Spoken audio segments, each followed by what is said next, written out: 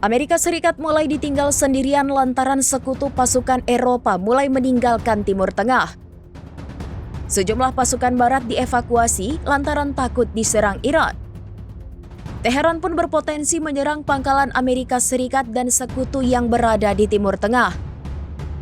Hindustan Times melaporkan beberapa sekutu Eropa Washington diam-diam menarik personel dari Timur Tengah.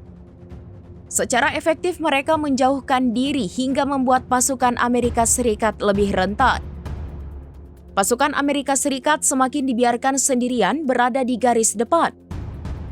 Mereka khawatir adanya konfrontasi besar yang mungkin akan segera terjadi. Bahkan sekutu Amerika Serikat takut akan ancaman pembalasan dari Iran.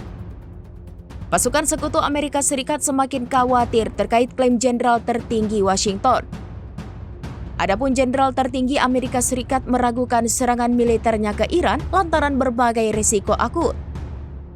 Bahkan Donald Trump secara terbuka mengakui bahaya yang ditimbulkan rudal Iran. Trump menyebut Iran memiliki rudal yang mampu menyerang Amerika Serikat secara langsung.